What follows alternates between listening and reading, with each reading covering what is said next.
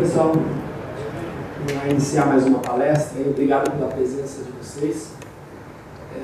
Meu nome é Márcio Júnior Vieira, eu trabalho no Ambiente Livre e vou mostrar um pouquinho para vocês de uma solução de ETL, uma ferramenta de ETL, uma das mais potentes do mundo, para fazer migração e integração de dados. Eu vou dar uma breve introdução ao que é ETL, as vantagens de uso desse tipo de tecnologia, e na sequência mostrar alguns exemplos e mostrar o potencial que a ferramenta tem em relação a outras formas de fazer o processo de integração e extração de dados. Eu já trabalho desde 2000, basicamente, com software livre. Minha formação é na área de tecnologia da informação, pós-graduado também na mesma área. Já fiz palestras em diversos eventos ligados a software livre. Há bastante tempo venho acompanhando todo o movimento software livre. E tenho algumas especialidades em algumas ferramentas, como o Pentaho, que eu vou falar aqui, e algumas outras mais que estão ali na lista. Então, já sou ativista, me intitulo um ativista FLOSS, aí, tanto software livre como open source, nós utilizamos muito dessas ferramentas. Atualmente sou moderador também lá da lista Pentaho BR. Tem alguém aí que é da lista Pentaho BR? Que está aqui? Tem dois ali, já conhecidos, os dois eu conheço. O ecossistema lá da Ambiente Livre que a gente trabalha é esse monte de ferramental. A gente trabalha com soluções open source para gestão empresarial, Big Data, BI, ECM, CRM, uma série de ferramentas aí voltadas para o mercado empresarial, todas elas baseadas em código aberto. Sempre falo um pouquinho do que é software livre, apesar que aqui eu levo essas palestras para outros tipos de eventos também e mostro o que é software livre. Talvez aqui não seja novidade para vocês, mas o Pentaho é uma solução, partes do Pentaho são GPL, algumas são BSD, algumas são Apache, mas o Pentaho Data Integration que eu vou mostrar para vocês, ele tem licença GPL e atende essas 4 leis aí da liberdade do software livre. O que é ETL basicamente?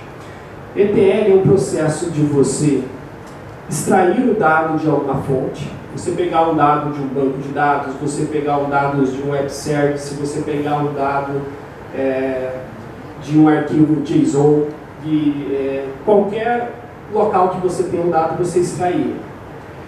Esse é o E. Alguns estudiosos chamam de ETC, mas isso é mais a tradução para o português, extração, transformação e carga. O ETL vem do inglês Extract, Transform e Load. Então, é o mesmo termo, só a tradução dele. A parte de transformação é o momento que você faz a tradução de alguma codificação. Por exemplo, você tem a letra M no banco de dados que representa masculino. Tem a letra F que no banco de dados representa feminino. Isso é um processo de decodificação de uma base. Você transforma um dado que está no formato em um formato diferente.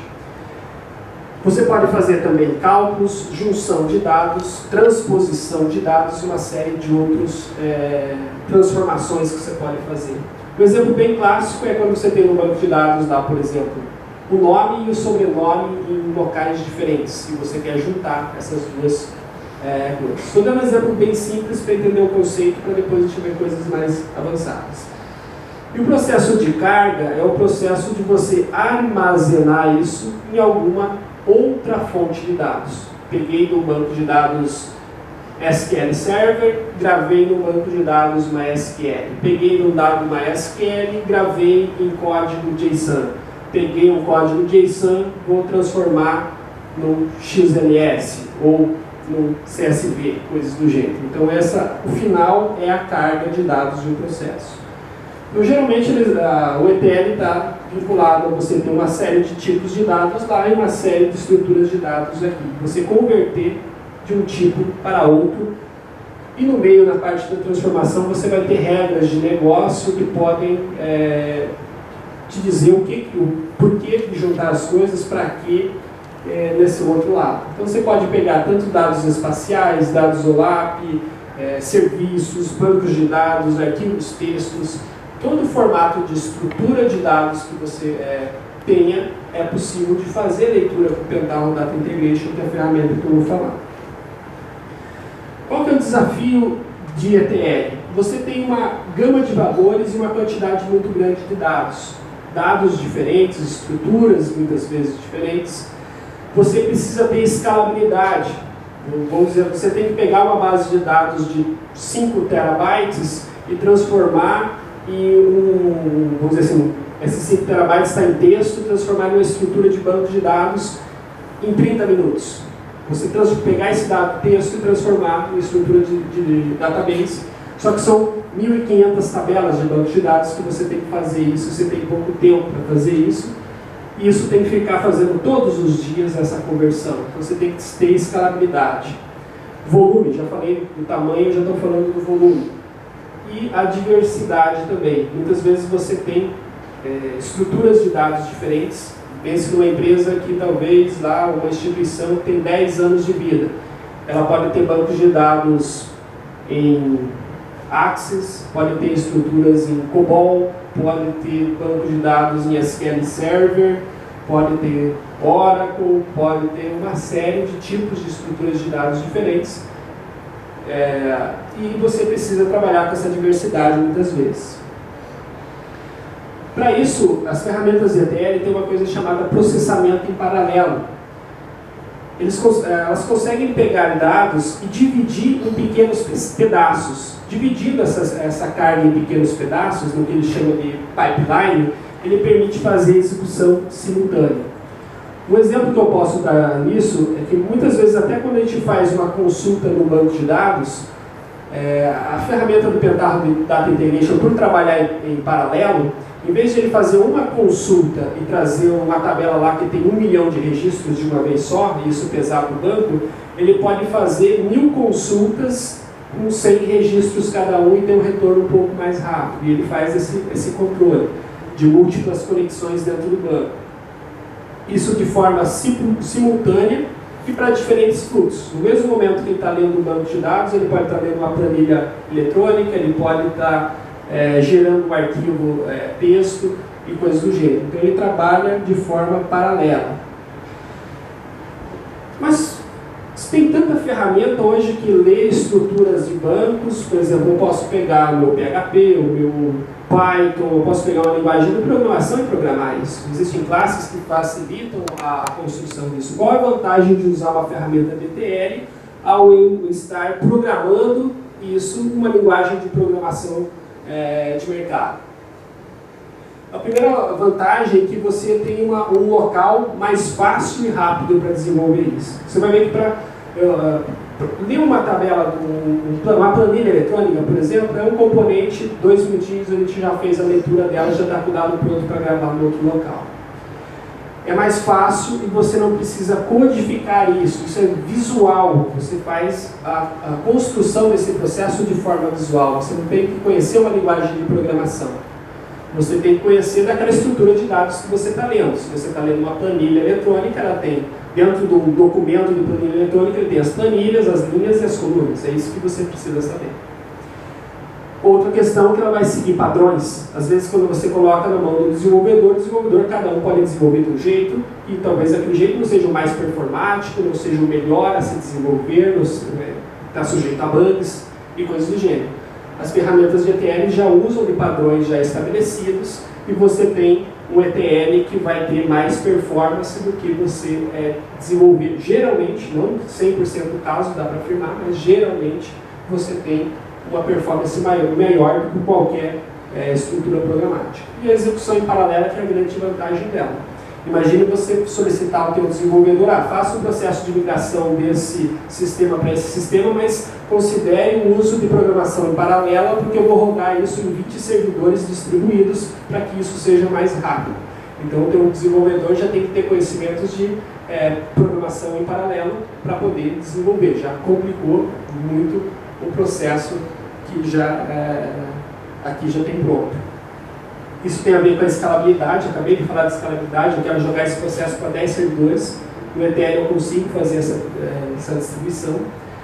e quero ter uma diversidade de conectores. Hoje é difícil o banco de dados que exista, ou estrutura de dados que exista no mercado, que o Pentaho não se conecta. Então, se você for lá, eu falei algumas já, mas se você quiser, por exemplo, ler estruturas LDAP, se você quiser ler CSV, já falei, se você quiser ler XML, ler ou gravar, todas essas estruturas de dados já tem o conector pronto. Ah, mas Márcio, eu uso um banco de dados novo chamado MongoDB, que saiu recentemente no mercado, já tem driver para MongoDB. Ah, mas Márcio, eu uso um banco de dados proprietário, Oracle 12G, 15G. Pega o driver do Oracle, coloca ali dentro, ele vai funcionar também. Então ele já tem... Ah, eu estou trabalhando com Hadoop, Márcio. Hadoop é uma coisa big data, coisa do jeito. Tem drivers também para conexão nativa com essas estruturas. Então ele já tem essas conexões prontas, não ficam na mão do desenvolvedor.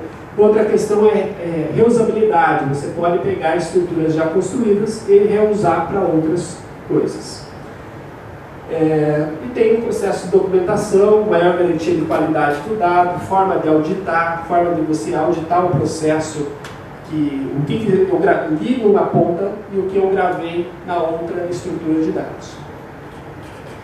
Ferramentas de ETL tradicional. Você tem essas ferramentas aí do mercado proprietário, o Oracle, o OWB, a IBM, que é o DataStage, Integration Servers e o Power Center. Alguém aqui conhece, já usa alguma dessas ferramentas de ETL, ou mesmo as ferramentas abaixo?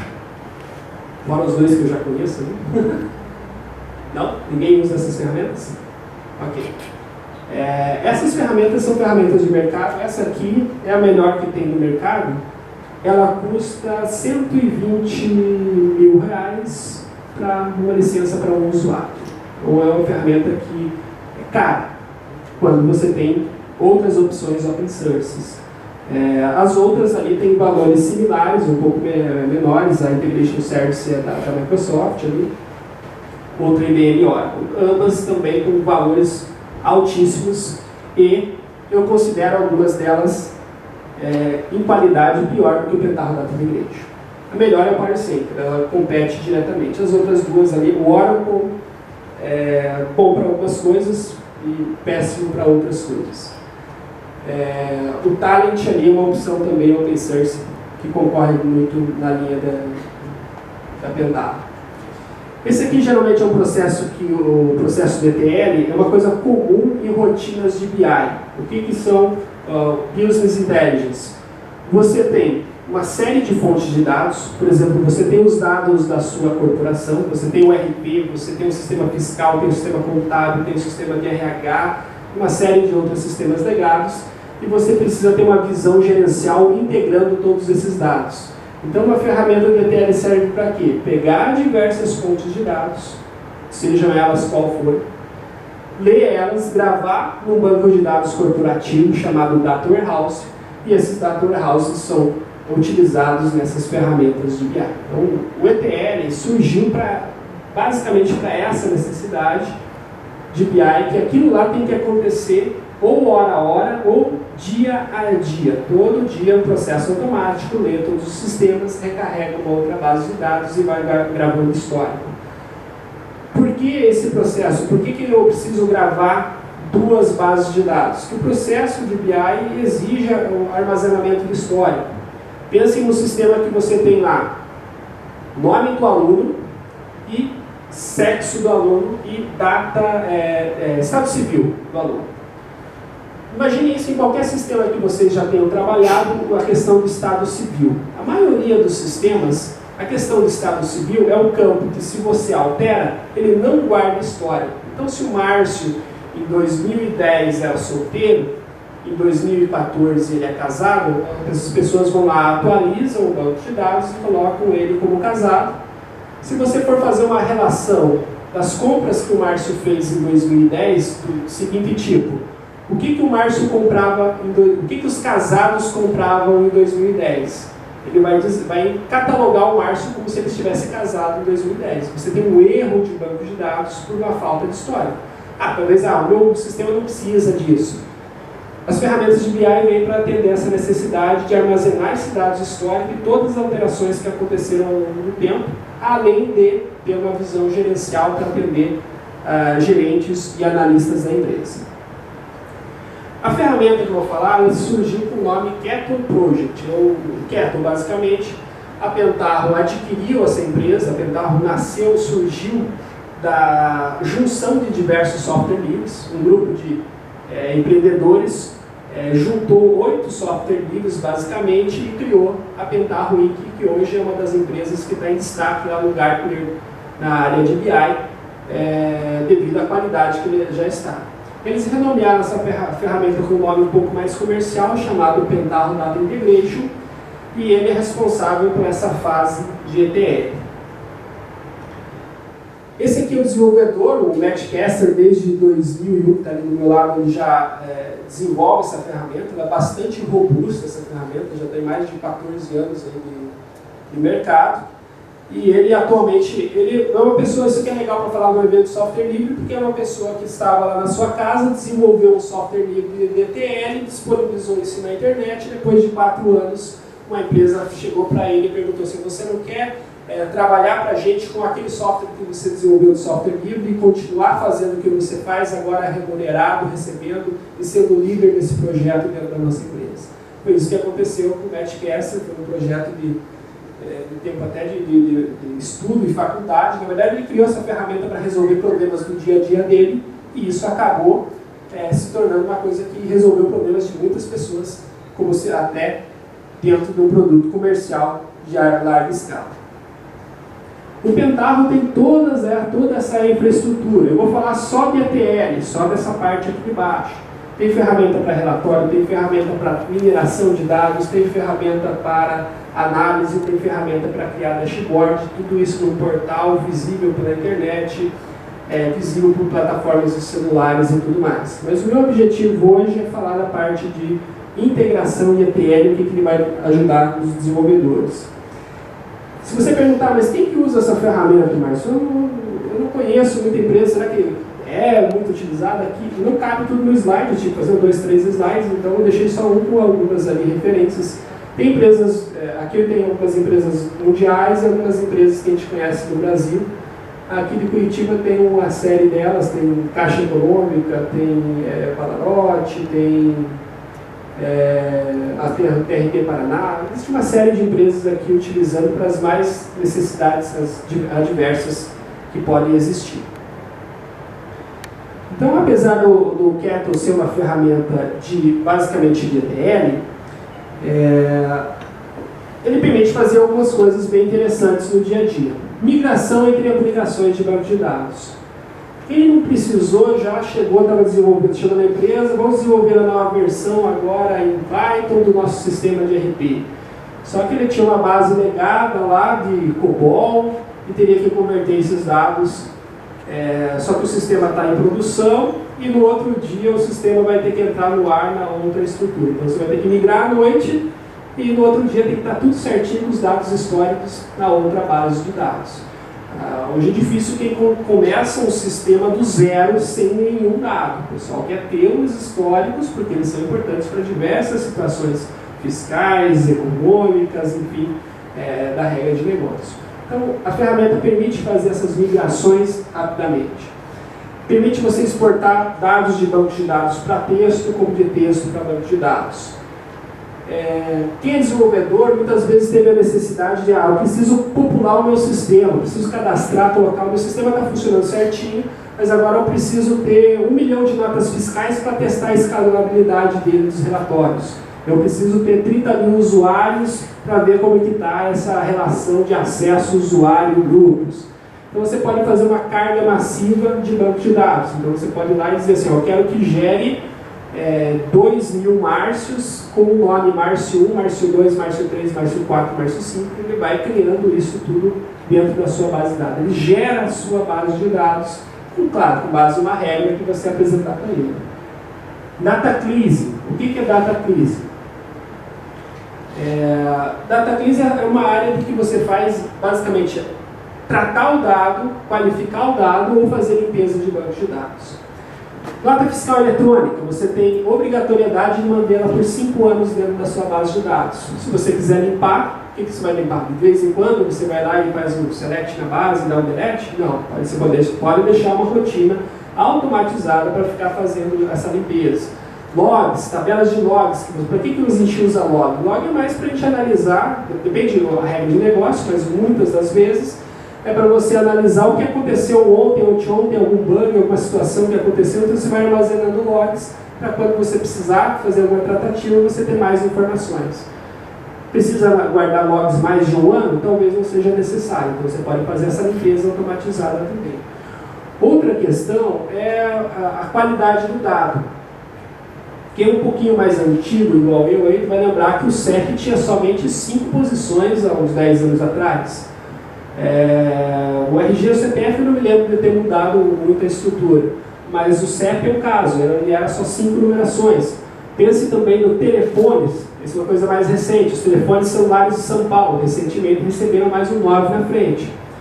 Você tem 1 milhão de clientes cadastrados com telefone celular, o que você vai fazer? Entrar um por um e atualizar? Não, você vai ter que ter algum processo, se for simples assim, só jogar o 9 para todo mundo na frente, talvez seja tranquilo. Mas se você tiver que ver regras, eu tenho que ver se a operadora dele é TIM, se a cidade deles é de São Paulo capital e CCC, condições para que isso aconteça. Então é melhor, a ferramenta permite fazer esse tratamento, inclusive fazer checagem de CPF, por exemplo. Uma vez a gente fez um trabalho de checagem de CPF. O cliente nos falou, estamos entrando num processo que já ouviu falar, ele se chama de SPED contábil. Todo mundo aí que passou esses tempos na TI, esses últimos 3 anos aí trabalhou com RP, sofreu com uma coisa chamada SPED contábil. Informações que você tem que passar para o governo das suas vendas, das suas questões contábeis e tudo mais da empresa.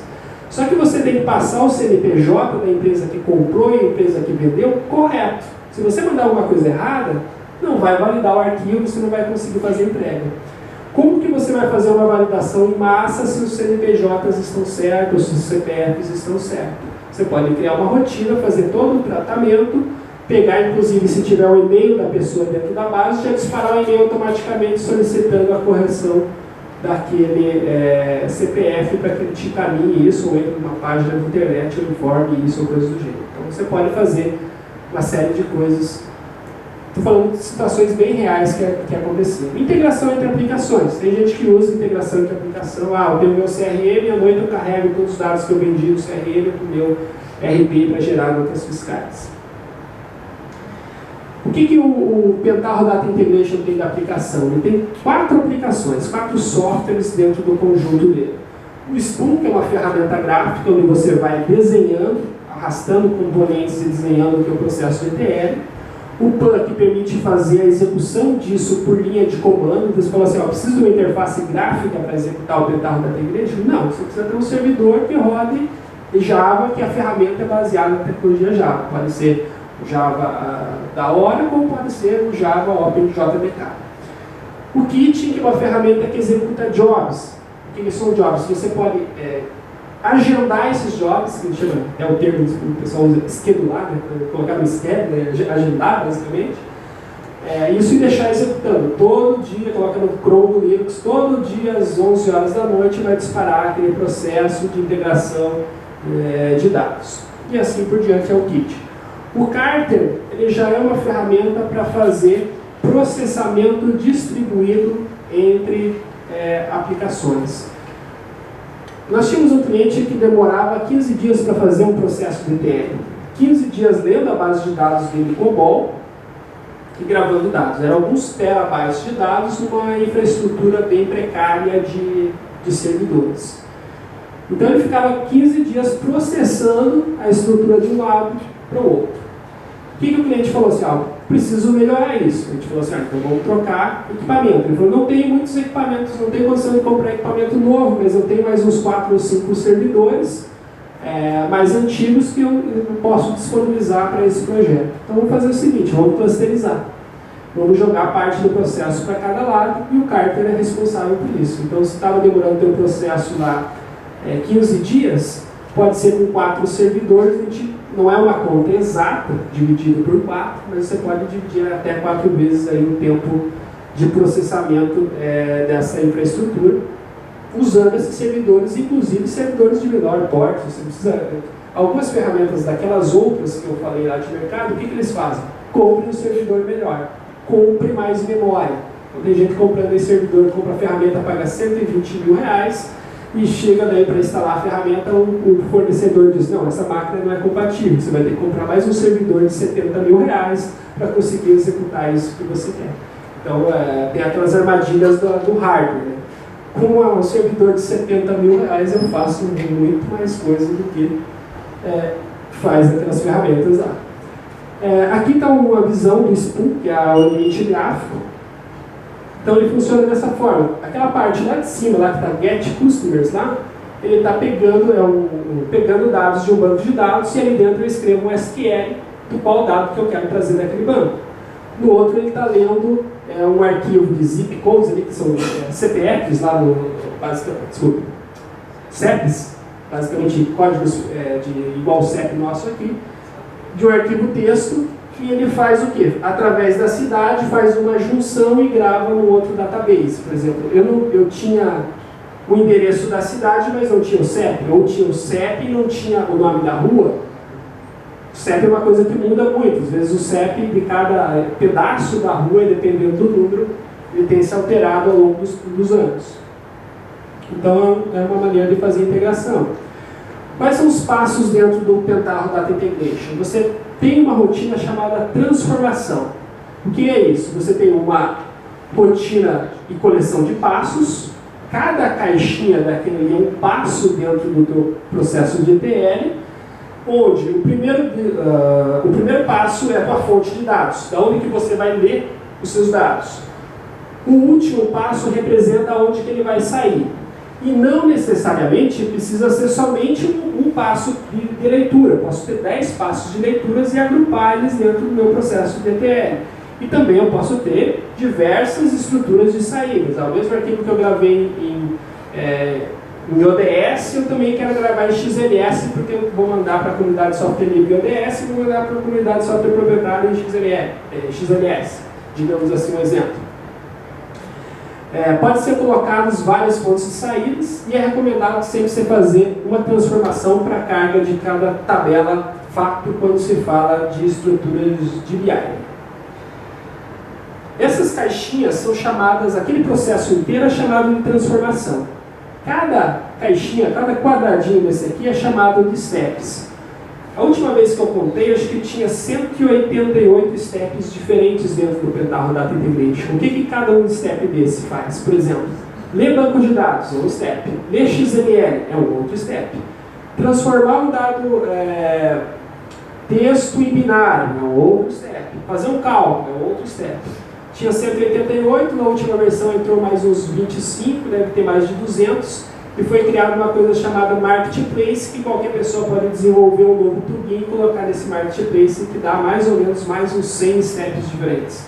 Então tem quase 300, digamos, formatos e estruturas diferentes de dados que você pode tratar, transformar ou fazer coisas do gênero. Hop são aquelas ligações, aquela flecha de ligação, ela serve para quê? Para mostrar da onde o dado está vindo e para onde ele está indo.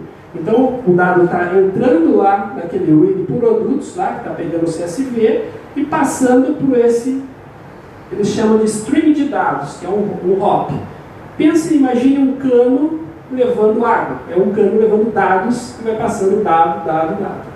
E ele vai passando, por exemplo, ele pode ler 100 linhas lá, já está gravando 100 linhas aqui, e lá ainda continua lendo. Ele não precisa ler o arquivo inteiro para poder gravar aqui. Então ele vai fazendo isso em paralelo. Cada um desses steps vai trabalhando em paralelo, que dá velocidade para a ferramenta. Não precisa parar um processo, terminar para começar outro, que é o que a maioria das linguagens de programação faz. Você vai, se você não faz em paralelo, você lê todo o arquivo texto. Você só manda para o segundo processamento a partir de você estar com todo ele na memória. Depois ele passa para o segundo passo. Aqui eu peguei um pedaço do arquivo. Quando eu falo arquivo, é fonte de dados. Qualquer tipo de estrutura de dados. E o job, isso aqui é um exemplo do que dá para fazer. O job é você pegar diversas transformações e agrupar elas num processo de negócio. Eu tenho que primeiro carregar a tabela de clientes, depois carregar a tabela de produtos, depois carregar a tabela de vendas, por exemplo, e eu vou colocando isso numa ordem lógica que faz sentido dentro do job. Vou mostrar um pouquinho aqui na prática. Quem aqui é desenvolvedor? 1, 2, 3, poucos. Quem é analista? Todo mundo trabalha com analista, trabalha com dados, banco de dados, DBA. Não? Nenhum DBA? Tem alguém com DBA? Bom, vamos ver se vai ajudar vocês no dia a dia aqui.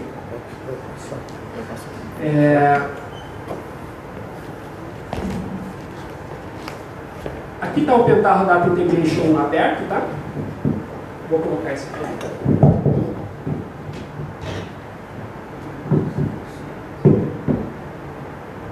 Bom, vamos lá. Vou fazer um exemplo bem simples de pegar um arquivo. Eu tenho aqui alguns arquivos aqui. Um arquivo, por exemplo, que tem nome, sobrenome e idade. Estou pegando coisas bem simples só para entender o processo. E tem uma outra planilha que tem aquele mesmo código do aluno. Veja que eu tenho o código do aluno aqui. Márcio tem a idade de 33 anos. Nesse outro arquivo eu tenho qual o curso que ele fez numa determinada universidade. Como que eu faço para juntar esses dados? Aqui eu estou trabalhando com planilha porque é mais fácil do que eu trabalhar com banco de dados para fazer demonstração. Vou pegar aqui em Design. Nessa área eu tenho uma série de steps. Vejam aqui, steps de input são aquilo que eu estou fazendo leitura. O que eu quero fazer leitura? Eu quero fazer leitura de um arquivo lá que é o Microsoft Excel aqui. Se puder, use em ODS, pessoal, mas vocês vão encontrar esse tipo de estruturas no mercado bastante.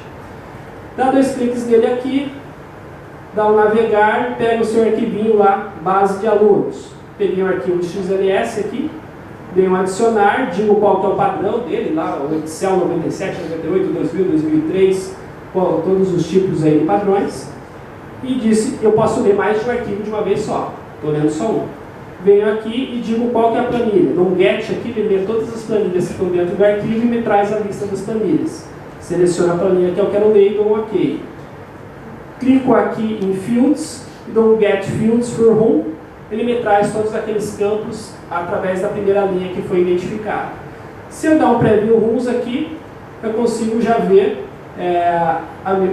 os dados que estão dentro da minha planilha, basicamente.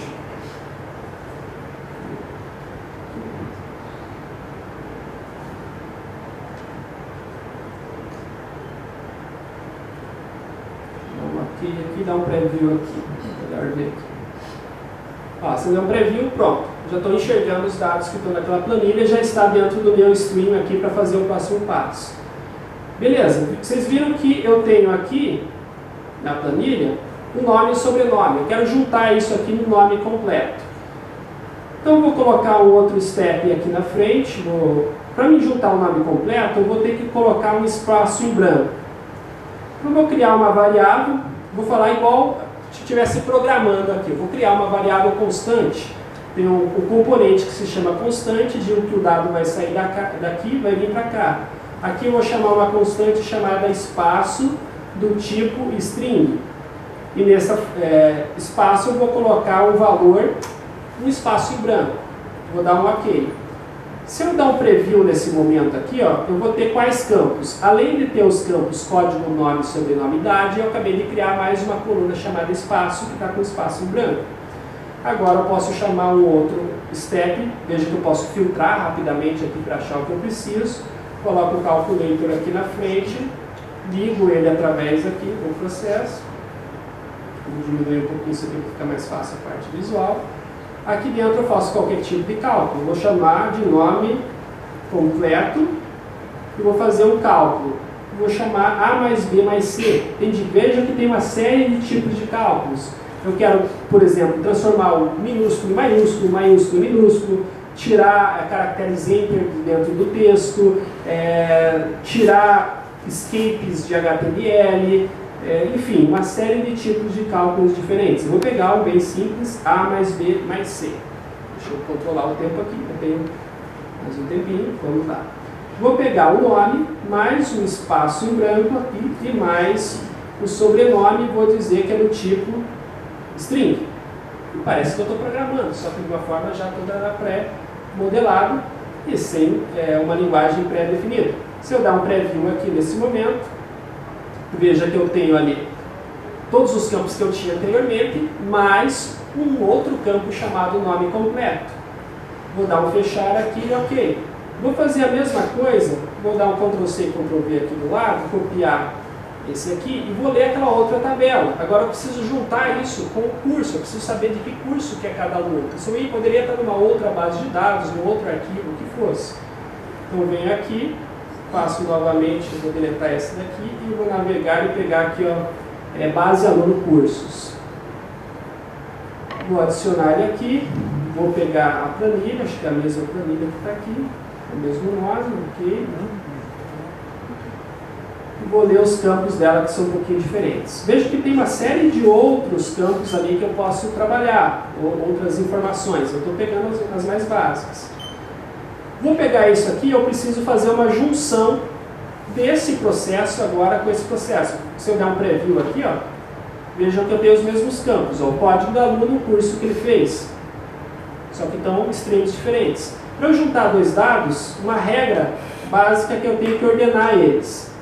Para você fazer agrupamento em qualquer estrutura, você tem que ordenar. Então eu venho aqui e dou um sort naquele arquivo que eu quero ordenar. Pelo código do aluno, ele vai ordenar 1, 2, 3, 4, 5, 6. Apesar que no texto estava ordenado, eu só estou garantindo que ele venha ordenado aqui. Vou fazer esse mesmo sort do outro lado aqui.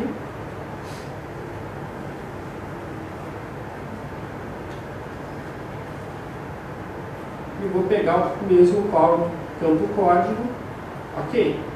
Agora tem uma estrutura para juntar isso. O que você juntaria no banco de dados? No banco de dados você tem uma coisa chamada merge e aqui também você tem uma coisa chamada merge. Só que você está fazendo merge no arquivo de Excel, não no arquivo, não no banco de dados. Você pode fazer um merge entre um arquivo, por exemplo, um banco de dados Oracle com um banco de dados Postgres e isso vai funcionar perfeitamente. Então eu posso pegar aqui, eu vou fazer um merge entre este e este e vai ser um inner join.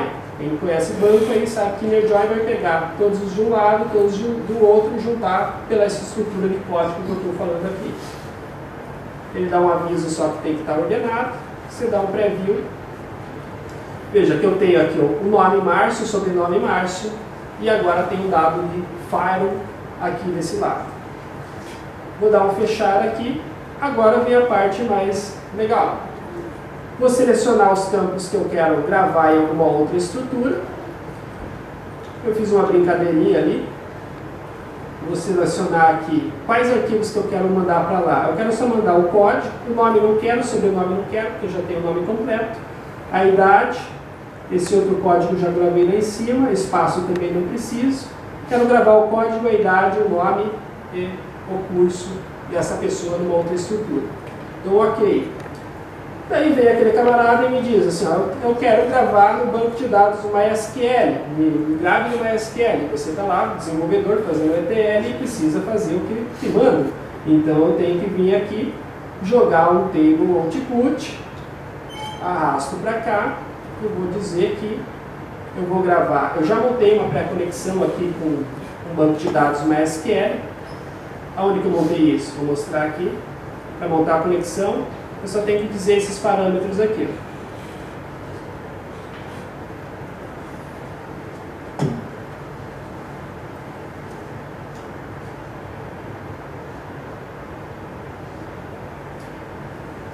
Digo qual que é o tipo de banco, veja a diversidade de bancos. Você tem aqui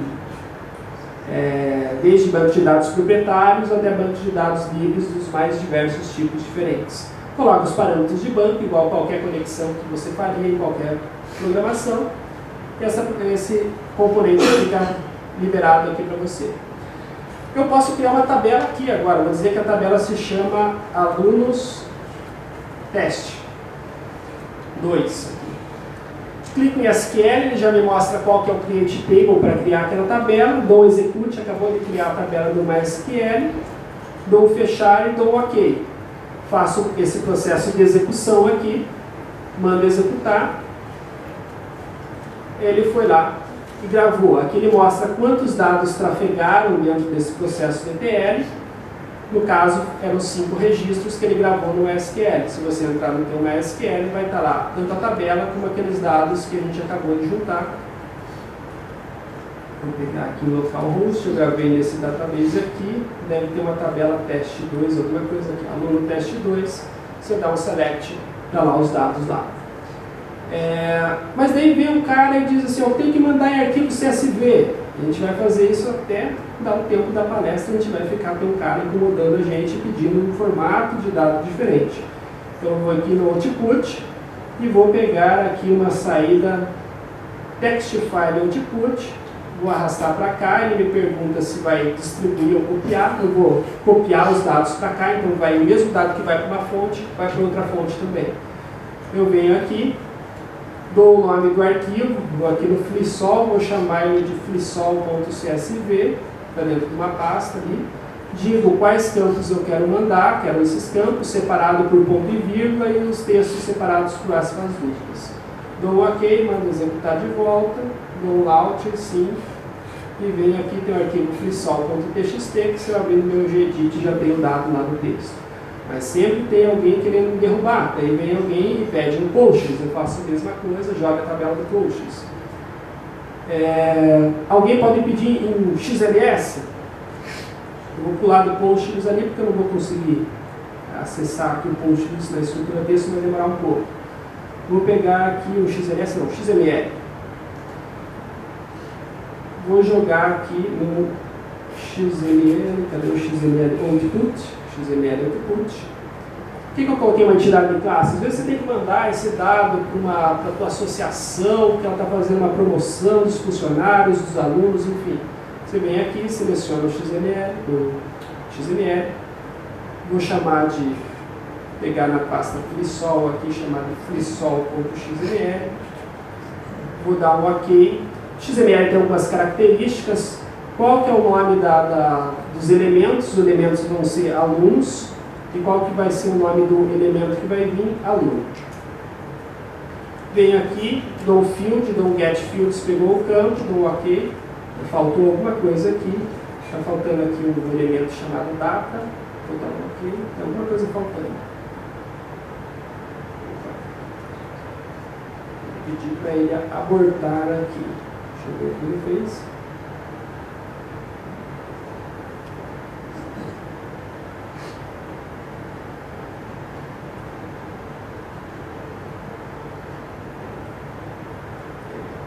XML.